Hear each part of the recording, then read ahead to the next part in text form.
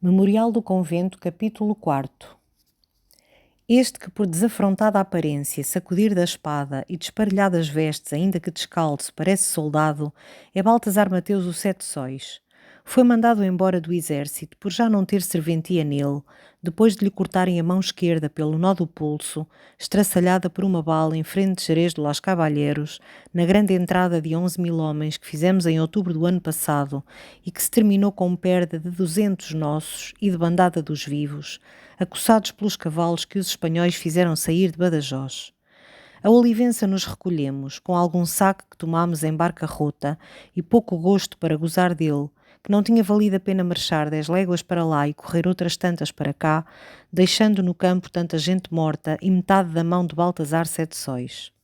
Por muita sorte, ou graça particular do escapulário que traz ao peito, não gangrenou a ferida ao soldado, nem lhe rebentaram as veias com a força do garrote. E sendo hábil o cirurgião, bastou desarticular-lhe as juntas, desta vez nem foi preciso meter o serrote ao osso. Com ervas cicatrizantes lhe almofadaram o coto, e tão excelente era a carnadura de Sete Sóis, que ao cabo de 2 meses estava sarado. Por ser pouco o que pudera guardar do soldo, pedia esmola em Évora para juntar as moedas que teria de pagar ao ferreiro e ao celeiro, se queria ter o gancho de ferro que lhe havia de fazer as vezes da mão. Assim passou o inverno, forrando metade do que conseguia angariar, acautelando para o caminho metade de outra metade, e entre a comida e o vinho se lhe ia o resto. Já era primavera quando, pago aos poucos por conta, o celeiro, com a última verba, lhe entregou o gancho mais o espigão, que por capricho de ter 2 diferentes mãos esquerdas, Baltasar Sete Sóis encomendara. Eram asseadas obras de couro ligadas perfeitamente aos ferros, sólidos estes de malho e têmpera, e as correias de 2 tamanhos, para atar acima do cotovelo e ao ombro por maior reforço. Começou Sete Sóis a sua viagem ao tempo de se saber que já o exército da Beira se deixava ficar pelos quartéis e não vinha ajudar ao Alentejo por ser a fome muita nesta província, sobre ser geral nas outras. A tropa andava descalça e rota. Roubava os lavradores, recusava sair à batalha e tanto desertava para o inimigo como debandava para as suas terras, metendo-se fora dos caminhos, assaltando para comer, violando mulheres desgarradas, cobrando, enfim, a dívida de quem nada lhes devia e sofria desespero igual.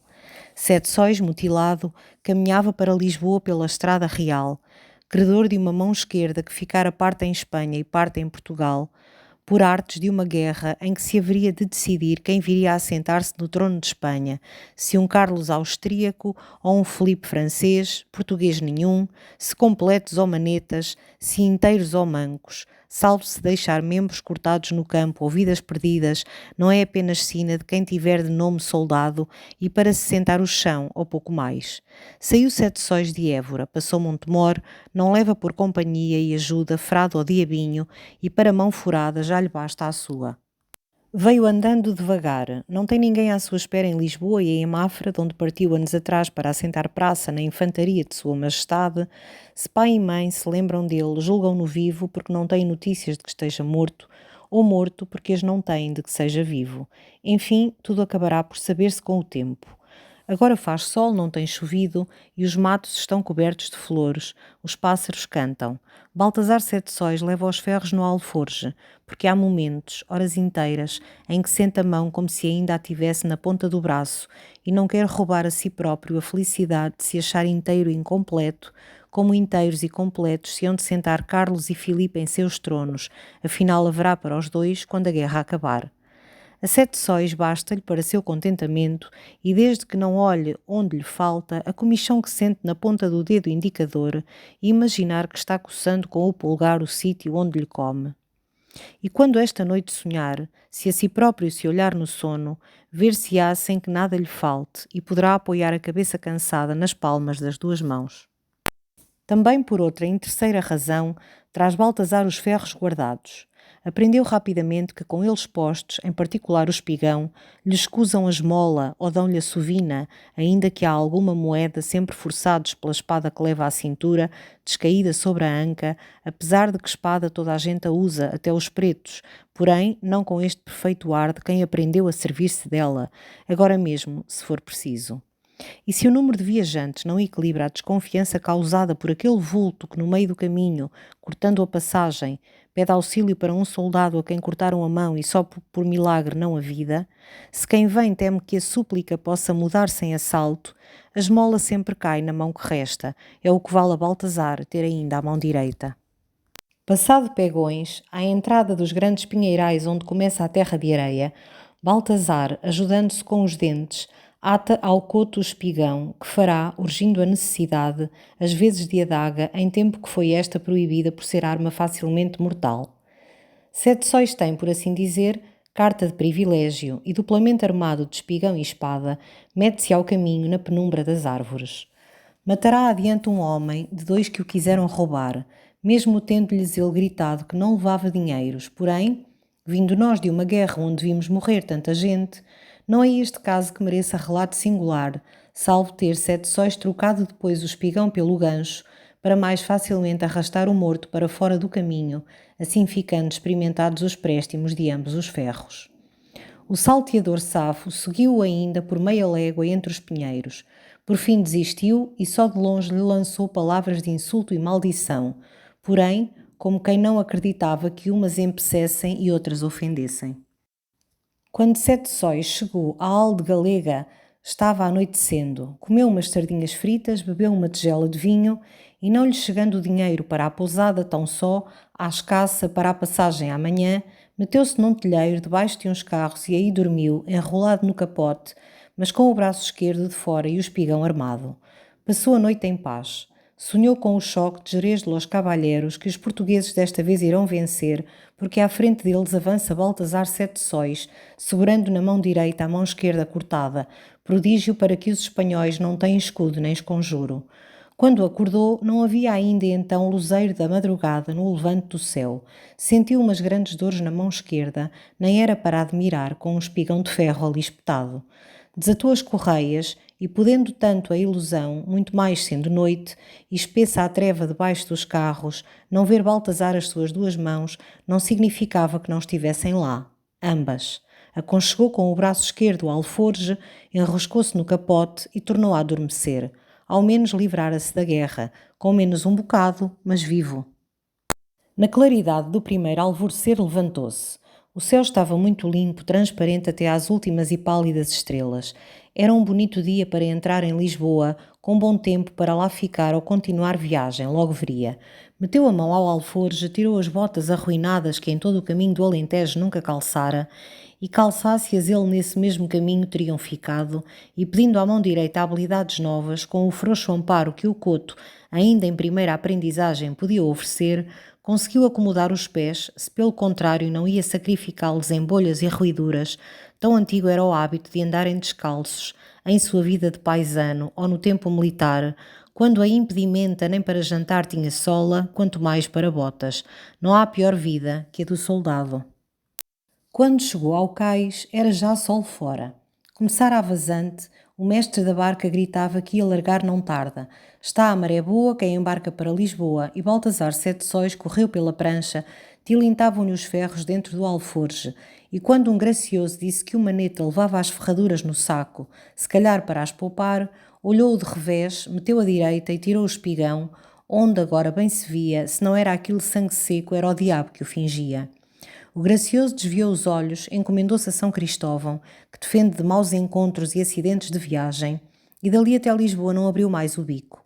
Uma mulher que calhou, ir sentada ao lado de Sete Sóis com o marido, desatou o farnel do almoço e se à vizinhança ofereceu por comprazer, mas nenhuma vontade de repartir, com o soldado insistiu tanto que ele aceitou. Baltazar não gostava de comer diante de gente, com aquela sua mão direita que sozinha parecia canha, o pão que escorregava, o conduto que caía, mas a mulher ajeitou-lhe a comida em cima de uma larga fatia, e assim, alternando o uso dos dedos com a ponta da faquita que tirara do bolso, pôde comer com descanso e suficiente asseio. A mulher tinha idade para ser sua mãe, o homem para ser seu pai. Não se tratava ali de nenhum namoro sobre as águas do Tejo, nas barbas de involuntário ou consentidor pau de cabeleira. Apenas alguma fraternidade, dó de quem vem da guerra, aleijado para sempre. O mestre levantara uma pequena vela triangular, o vento ajudava a maré e ambos o barco. Os remadores, frescos da noite dormida e da aguardente bebida, remavam certo e sem pressa. Quando, a ponta de terra, a barca foi apanhada na força da corrente e da vazante, parecia uma viagem para o paraíso, com o sol relampejando na superfície da água e duas famílias de toninhas, qual uma qual outra, cruzando à frente da barca, escuros os seus lombos luzidios, arqueados como se imaginassem o céu perto e lhe quisessem chegar. Na outra margem, assente sobre a água, ainda longe, Lisboa derramava-se para fora das muralhas. Via-se o castelo lá no alto, as torres das igrejas dominando a confusão das casas baixas, a massa indistinta das empenas. E o mestre começou a contar. Boa foi a que sucedeu ontem, quem quer ouvir? E todos queriam, sempre era um modo de passar o tempo, que a viagem não é curta. Então foi assim, começou o mestre. Chegou aí uma frota inglesa que está além, em frente da Praia de Santos, e traz tropas que hão de ir para a Catalunha para a guerra, com as outras que cá estavam à espera. Mas veio também com ela um navio que trazia uns casais de facinorosos desterrados para a Ilha das Barbadas e umas 50 mulheres de má vida que para lá também iam, a fazerem casta, que em terras dessas tanto monta honrada como desonrada. Mas o capitão do navio entendeu, diabo do homem, que em Lisboa a poderiam fazer melhor, e assim se aligeirou da carga. Mandou pôr as mulheres em terra, com o corpinho que têm, que algumas vias eu, não era nada má inglesia. Riu-se de gosto antecipado o mestre, como se estivesse fazendo seus próprios planos de navegação carnal, e calculando os proveitos da abordagem, riram grosso os remadores algarvios. Sete Sóis espreguiçou-se como um gato ao sol, a mulher do farnel fez que não ouvira, o marido estava sem saber se havia de achar graça à história ou ficar sério, justamente porque histórias destas já a sério as não podia tomar, se alguma vez pudera, vivendo longe em terra de pancas, onde do nascer ao morrer é sempre o mesmo rego da charrua, a própria e a figurada. E pegando numa ideia, depois noutra, por alguma razão desconhecida as ligando, perguntou ao soldado: E vosso mecê que idade tem? E Baltazar respondeu: 26 anos. Lisboa ali estava, oferecida na palma da terra, agora alta de muros e de casas. A barca aproou à ribeira, fez o mestre manobra para encostar ao cais, depois de ter arriado a vela, e os remadores levantaram num só movimento os remos do lado da atracação, os do outro lado arpejaram a amparar, mais um toque no leme, um cabo lançado por cima das cabeças. Foi como se tivessem juntado as duas margens do rio. Estando vaz à maré, ficava alto o cais, e Baltazar ajudou a mulher do farnel e seu homem. De peito feito, pisou o gracioso que não tugiu nem mugiu, e alçando a perna num só impulso se achou em firme. Havia uma confusão de muletas e caravelões que descarregavam peixe. Os olheiros gritavam e maltratavam de palavras e algum safanão os carregadores pretos que passavam ajojados, encharcados pela água que escorria das grandes alcofas, com a pele dos braços e da cara salpicada de escamas. Parecia que tinham vindo juntar-se no mercado todos os moradores de Lisboa. A Sete Sóis crescia-lhe a água na boca. Era como se uma fome acumulada em 4 anos de campanha militar estivesse saltando agora aos diques da resignação e da disciplina. Sentiu o estômago aos torcegões, inconscientemente procurou com os olhos a mulher do farnel, onde é que ela já iria, mais o seu sossegado marido. Este provavelmente a mirar as fêmeas que passavam, a adivinhar se eram ingleses e de má vida. Um homem precisa de fazer a sua provisão de sonhos. Com pouco dinheiro no bolsilho, umas só moedas de cobre que soavam bem menos que os ferros do alforje, desembarcado numa cidade que mal conhecia, tinha Baltazar de resolver que passos daria a seguir. Se a Mafra, onde não poderia a sua única mão pegar numa enxada que requer duas, se ao passo onde talvez lhe dessem uma esmola por conta do sangue perdido. Alguém lhe tinha dito isto em Évora, mas também lhe foram dizendo que era necessário pedir muito e por muito tempo, com muito empenho de padrinhos, e apesar disso muitas vezes se apagava a voz e acabava a vida antes que se visse a cor ao dinheiro. Na falta, aí estavam as irmandades para a esmola e as portarias dos conventos que proviam ao caldo e ao tassalho do pão. E a um homem a quem falta mão canhota não tem muito de que se queixar, se ainda lhe ficou a destra para pedir a quem passa, ou exigir com um ferro aguçado. Sete Sóis atravessou o mercado do peixe. As vendedeiras gritavam desbocadamente aos compradores, provocavam-nos, sacudiam os braços carregados de braceletes de ouro, batiam juras no peito onde se reuniam fios, cruzes, berloques, cordões, tudo de bom ouro brasileiro, assim como os longos e pesados brincos ou argolas, arrecadas ricas que valiam a mulher. Mas no meio da multidão suja eram miraculosamente asseadas, como se as não tocasse sequer o cheiro do peixe que removiam às mãos cheias. À porta de uma taberna que ficava ao lado da Casa dos Diamantes, Baltazar comprou 3 sardinhas assadas, que sobre a indispensável fatia de pão, soprando e mordiscando, comeu enquanto caminhava em direção ao terreiro do Paço. Entrou no açougue que dava para a praça, a regular a vista sôfrega nas grandes peças de carne, nos bois e porcos abertos, quartos inteiros pendurados dos ganchos. A si próprio prometeu um festim de viandas quando lhe desse o dinheiro para isso.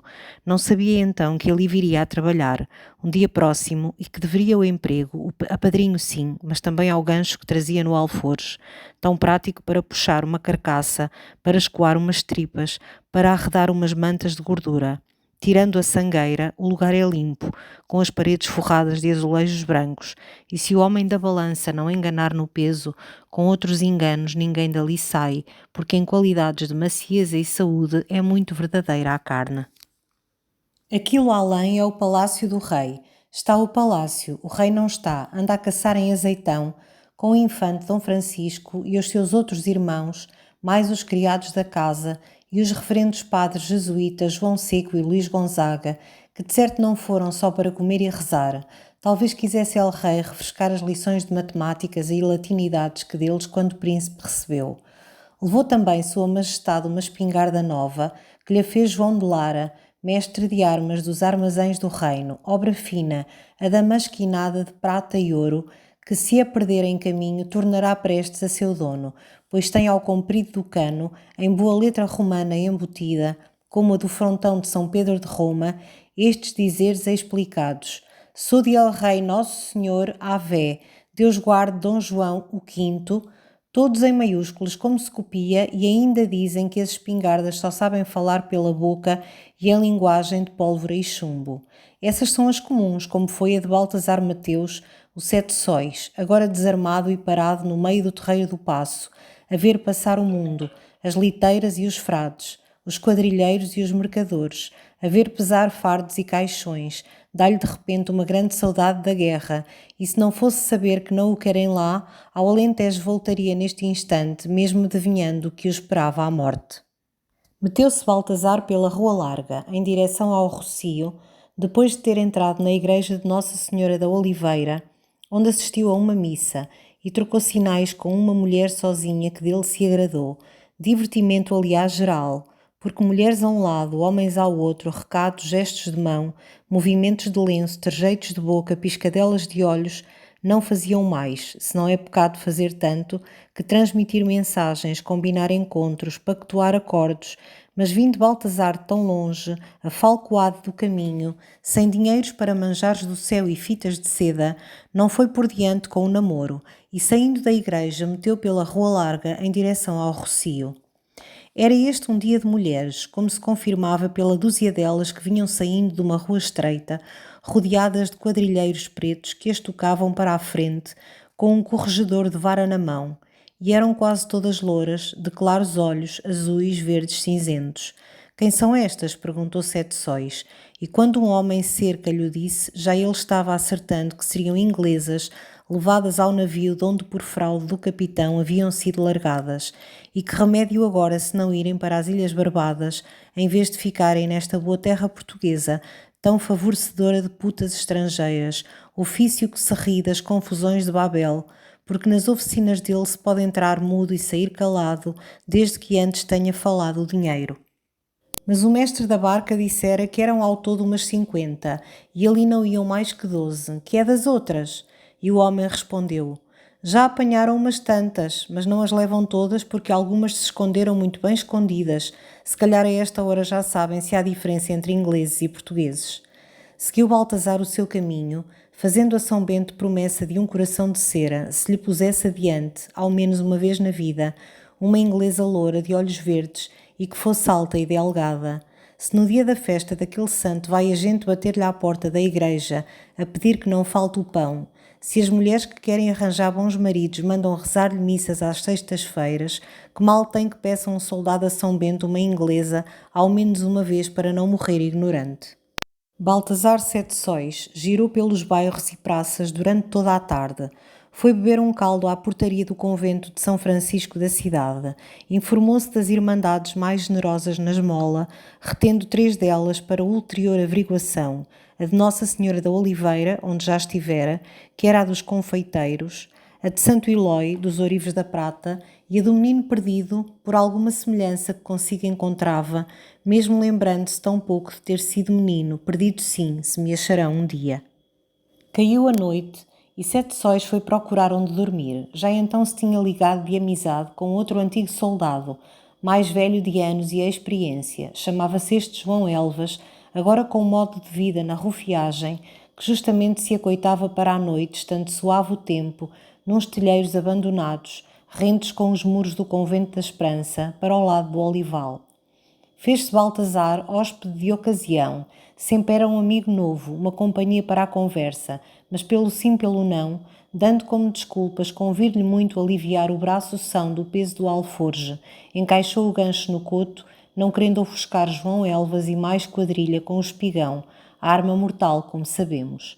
Ninguém lhe fez mal, e eram 6 debaixo do telheiro, e ele não fez mal a ninguém.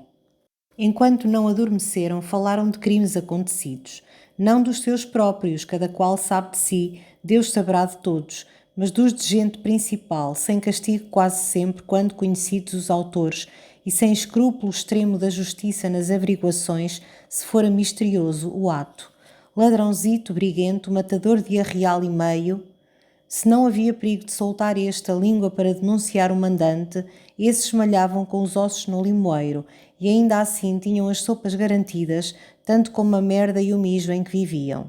A poucos de há pouco tempo terem soltado uns 150 de culpas menos pesadas, que então estavam no limoeiro por junto mais de 500, com as muitas levas de homens que vieram para a Índia e que acabaram por não ser necessários, e era tanto o ajuntamento e a fome tanta que se declarou uma doença que nos ia matando a todos. Por isso soltaram aqueles, um deles sou eu. E outro disse: isto é terra de muito crime, morre-se mais que na guerra. É o que diz quem lá andou. E tu que dizes, Sete Sóis? E Baltazar respondeu: vi como se morre na guerra, não sei como se morre em Lisboa, por isso não posso comparar. Mas que fala aí o João Elvas, tanto sabe de praças de guerra como de praças de gente. E João Elvas só encolheu os ombros, não disse nada.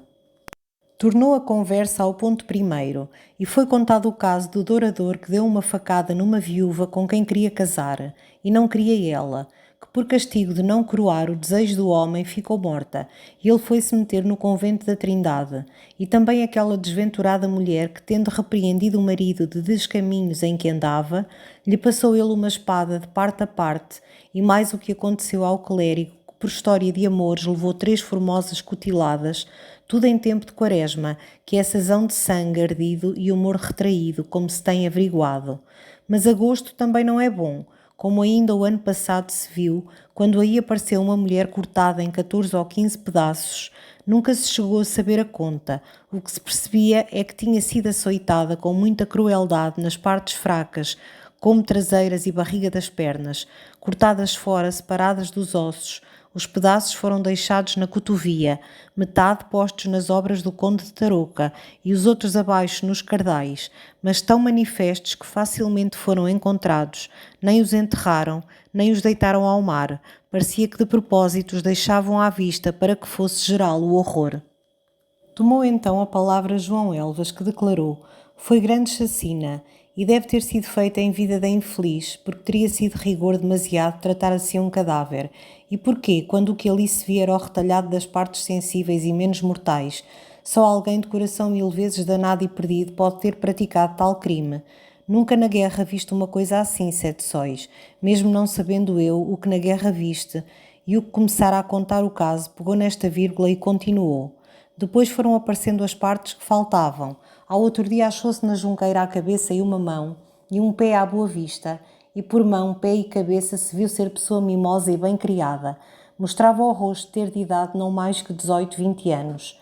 E no saco apareceu a cabeça, vinham as tripas e mais partes interiores, e os seios cortados como laranjas, e com eles uma criança que mostrava 3 ou 4 meses, estrangulada com um cordão de seda. Em Lisboa tem-se visto muito, nunca um caso assim. Tornou João Elvas, acrescentando o que do sucesso sabia. El-Rei mandou pôr cartéis com promessa de que se dariam 1000 cruzados a quem descobrisse os culpados, mas já lá vai quase um ano e nunca se descobriram. Pudera, que logo toda a gente viu que deviam ser pessoas com quem se não havia de entender, que os tais homicidas não eram sapateiros nem alfaiates, que estes só nas bolsas fazem cortes, e os da tal mulher foram feitos com tal arte e ciência, sem se errar nenhuma junta de tantas partes do corpo que se lhe cortaram, quase osso por osso, que os cirurgiões chamados à vistoria disseram que aquilo fora feito por pessoa pretíssima na arte anatómica, só não confessaram que nem eles sabiam tanto. Por trás do muro do convento ouviam-se ladainhar as freiras, mal sabem elas do que se livram, parir um filho e tão violentamente pagar por ele. Então Baltazar perguntou, e não veio a saber-se mais nem quem fosse a mulher? Nem dela nem dos homicidas houve notícia, puseram-lhe a cabeça na porta da misericórdia para ver se alguém a conhecia, foi o mesmo que nada, e um dos que ainda não tinham falado, de barbas mais brancas do que negras, disse: deviam ser de fora da corte. Se fossem moradores nela, dava-se pela falta da mulher e começavam a murmurar. Terá sido algum pai que determinou matar a filha por causa de desonra e a mandou trazer espedaçada, em cima de mula ou escondida à carniça numa liteira, para a espalhar na cidade? Se calhar lá onde mora enterrou um porco a fingir que era assassinada e disse que a sua pobre filha tinha morrido de bexigas ou de humores corruptos para não ter de abrir a mortalha, e lá há gente capaz de tudo, até do que está por fazer. Calaram-se os homens indignados. Das freiras não se ouvia agora um suspiro, e Sete Sóis declarou: na guerra há mais caridade. A guerra ainda está uma criança, duvidou João Elvas, e não havendo mais que dizer depois desta sentença, puseram-se todos a dormir.